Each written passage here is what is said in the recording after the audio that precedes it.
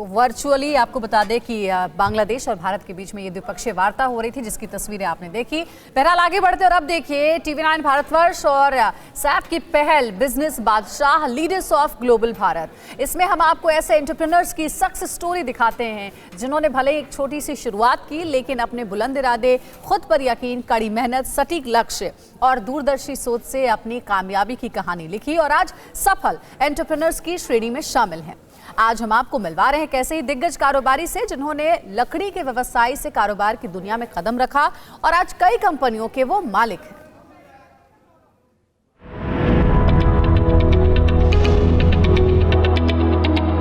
मेरा जन्म तो बहुत ही छोटे गांव में हुआ था, राजस्थान के अलवर ज़िले में। 10वीं की पढ़ाई हमने गांव तक में की, 10वीं तक। उसके बाद में हम जगदलपुर आ गए।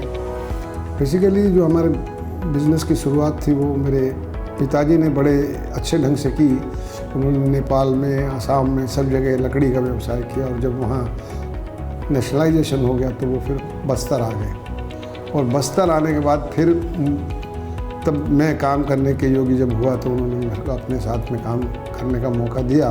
लकड़ी का इम्पोर्ट, सबसे पहला इम्पोर्ट जो है वो हिंदुस्तान में मैंने किया। मैं मलेशिया गया, देखा, वहाँ के रेट देखे तो मुझे समझ में आया कि मेहनत करके अगर यहाँ से कुछ ले जाया जाए तो शायद तरक्की का एक रास्ता बनेगा। कुछ समय के बाद में कंपटीशन जब बहुत बढ़ गया, फिर हमने उस काम को धीरे धीरे कम करना शुरू किया। हमने बस्तर में एक सीमेंट प्लांट भी लगाया, उसमें हमें सफलता नहीं मिली। उसके बाद हमने धीरे धीरे इसको डाइवर्सिफिकेशन किया और हम विशाखापट्टनम चले गए, जहाँ हमने प्लाई का काम शुरू किया, गोयल प्लाई के नाम से, जो आज भी बिक रही है। क्वालिटी कंप्रोमाइज़ हमारे ग्रुप में कभी नहीं, और यही शायद मैं समझता हूँ मेहनत के साथ साथ हमारी ईश्वर ने जो सफलता दी है। और बाज़ार अनुकूल रहा या प्रतिकूल रहा, हमने कभी भी किसी चीज़ से इनकार नहीं किया। जो हमने सौदा किया, जो हमने ज़बान दी, उसको पूरा किया। स्टील के व्यवसाय में आए, आज हम एक मुकाम पे हैं कि कंप्लीट इंटीग्रेशन हमारे पास है।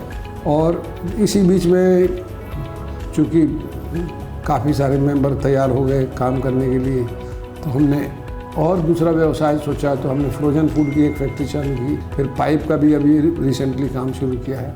तो पहला जो चैलेंज था वो क्वालिटी का था। यहाँ पे मेरे ख्याल पूरे छत्तीसगढ़ में ब्रांडिंग की वैल्यू को कोई जानता ही नहीं था। ये ब्रांडिंग का शब्द पहला ये गोयल TMT से ही पैदा हुआ।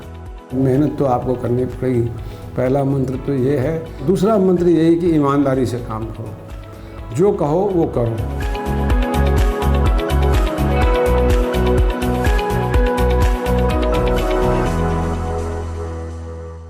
फिक्र आपकी, सोमवार से शुक्रवार रात 9 बजे सिर्फ TV9 भारतवर्ष पर।